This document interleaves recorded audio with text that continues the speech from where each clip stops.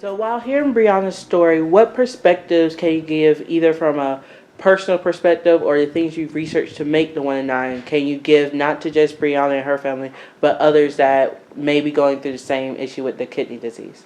Well, I often say that I wish I had this plethora of information myself in hand, like we have in the book itself. But I wish that I had that information beforehand.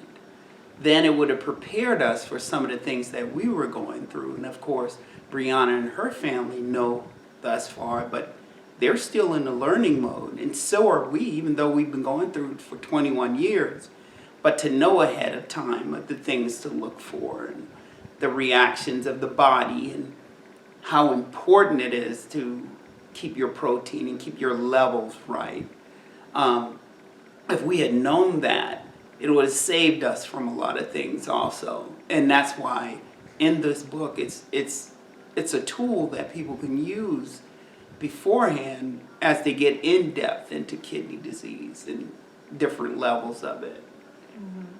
Yeah, I know. So we did just publish our book, 1 in 9 Tribe, Kidney Disease Warriors, Beating the Drum of Hope and Change. And it's a compilation book, not just, we weave our story, the 21-year journey throughout. And we even have our 2 children who each have their own chapter and get to share from their perspective. And they shared some things in there that they hadn't even shared with us previously, because it affects the entire family. So with Brianna, it's that relationship with her parents, and there's it kind of goes both ways, because there's they are in it together, really. And so it's wonderful that she has that support system, and she's not in it alone. And through the book, we've shared a myriad of other stories from other survivors and people that have had different life experiences, some that even from physicians' perspective on it, but there's stories that are told that people can really relate to. And I know when we finished publishing the book, that was one of the things Raymond said is, wow, I wish I would have had this book 21 years ago. I said, no, I wish you would have had it 25 years ago. Maybe you could have prevented, or maybe you could have had your kidneys last longer. But that wasn't God's plan. And so I really give Raymond a lot of credit, and it really speaks to his character, because he shared with me, and he shared many times with others, that if this was God's path for me, and if we can help others with this, I would be willing to go back and do it all over again. Once we got back, we started going to church.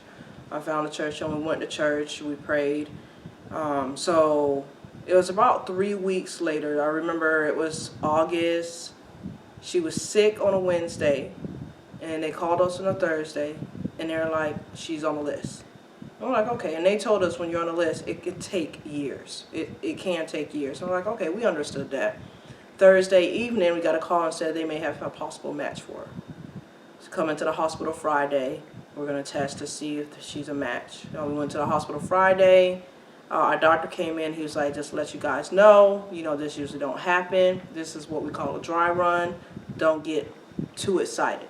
You may not be a match, and usually kids who've been on the list longer will get priority. So we understood that, So also pretty much to be put on a list for a kidney transplant, you have to go through tests. So she had to go through blood tests. She had to go through ultrasound. She was supposed to get a psychological test.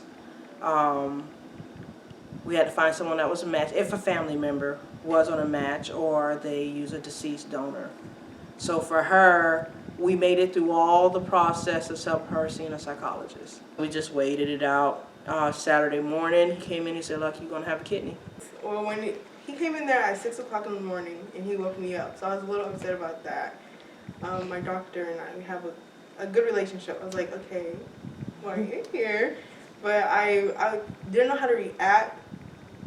I think I was excited, but I was too excited and nervous to actually show that I was excited. I was like, this the whole time. That's all I did.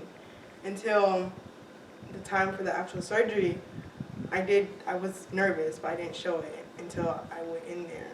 And I was like, okay. The whole time she was in surgery was communicating with family members. you know, keeping everybody updated. Everybody was calling, checking on her, praying for us. So that was the whole time. And of course, when somebody's in surgery, a family member you love, it seemed like it's the longest ever. It felt like forever. We even did a Facebook Live about, you know, how God has pushed us through, guided us through to have faith and the process of what she was going through at the time. And then as far as seeing her having a kidney, what was your main concern? Actually, you know, through the whole process, there was none. My faith in God, it was no worries. I didn't feel worried about nothing. I just felt at ease. It was a crazy feeling. It was no stress, no concerns. I knew the doctors and the nurses were taking care of her, and it just felt like a weight had been lifted off. I wasn't stressed about her healing, none of that. It was just like an easy train. It wasn't, I mean, pain-wise for her, it wasn't easy, but us as parents and our emotions, we just supported her. The hardest part has been drinking water. The first few days after I woke up, they still gave me IV fluids until, I guess, Tuesday. Well, that Monday, I got sent back to the 8th floor. I was in ICU before that. And Tuesday, I had my fluids. They just kept giving me fluids. And then they took me off those fluids on Wednesday, and I had to drink for myself. And I had to drink like 6 water bottles, and I was struggling with that because that's hard. Yeah. And I was taking lots of medication, still am, way before, like I was taking more than what I was before dialysis. And I was just thinking, like, when I was 12, I was complaining about that, but now I have more. But I don't feel like, I guess I matured. I don't feel like, oh, I don't want to do this for the rest of my life.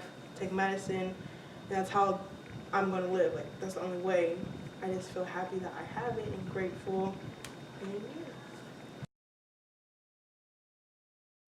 Well, God gave me a very big vision for what we're doing, and I just continue to follow His breadcrumbs along the way. But I'll tell you right up front, our 3 key pillars were from day one.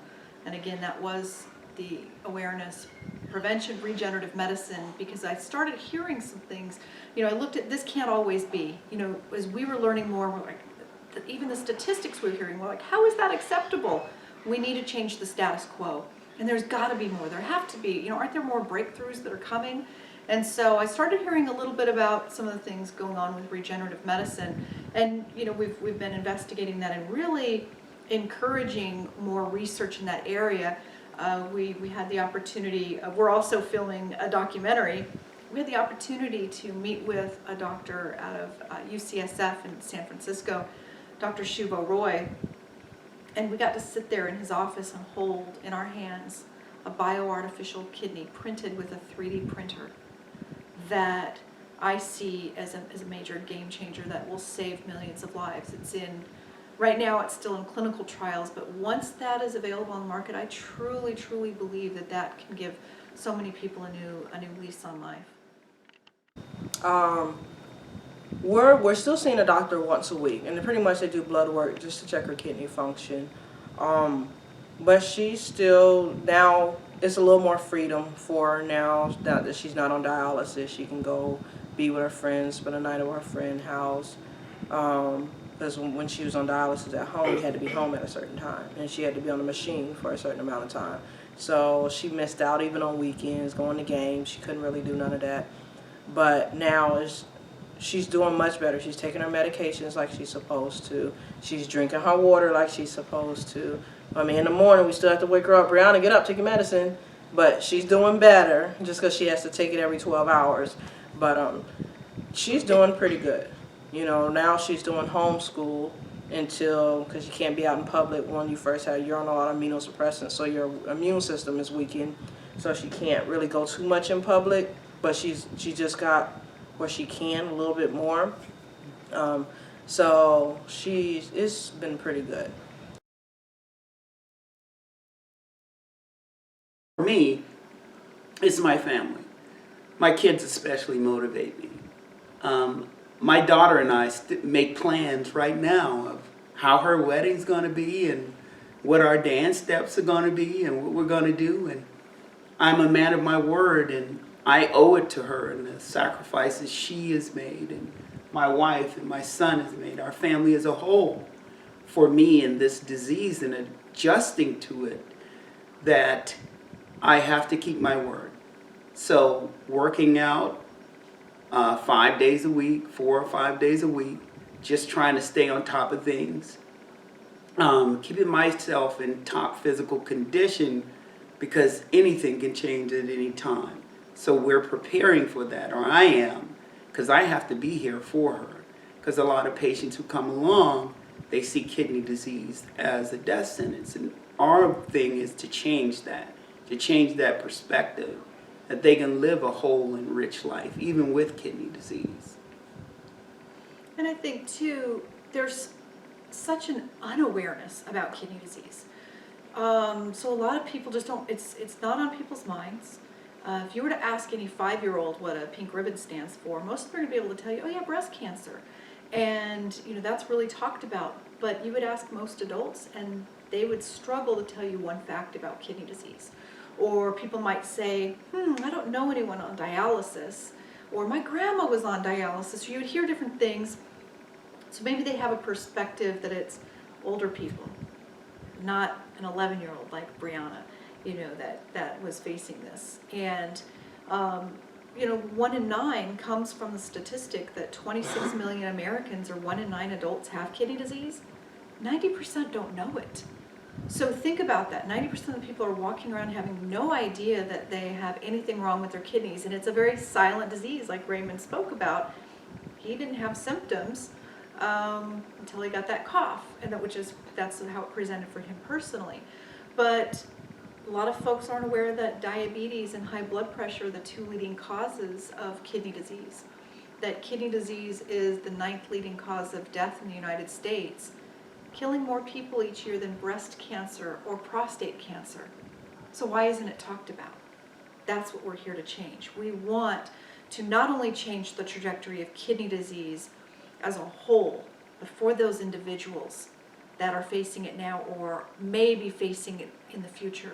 We want to change that for families, for communities, for nations, so that people can really live out their purpose and destiny here and not have to struggle with this disease, or unfortunately, as we see far too often, people taken out of this world too soon because of what they didn't know. Okay. We've been going to church and been praying and keeping our faith strong, no matter what. So we are going to be kicking off a virtual book club. People can right now, if they can't wait to get their hands on it. Of course, you can go to Amazon. It's under 1 in 9 Tribe. But very soon, if you go to our either our website or on our Facebook page, you can find us at 1 in 9 Kidney Challenge. Like our page on Facebook, because we'll be putting more information out there about this new virtual book club we're going to be kicking off soon. This is going to make a great gift for the holidays, and then we'll be kicking off a book tour as well soon called It Takes a Village. So stay tuned, because we might just be coming out to your village. So I think you should always have faith. Oh, and I also think you should have fun, even though it seems sad.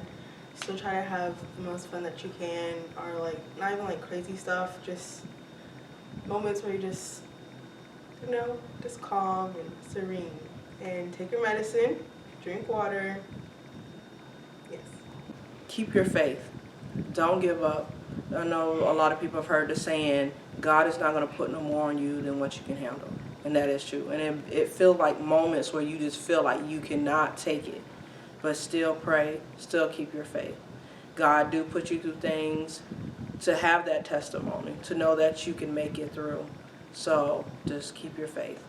Like I said before, faith, family, friends. That's what's been keeping me up.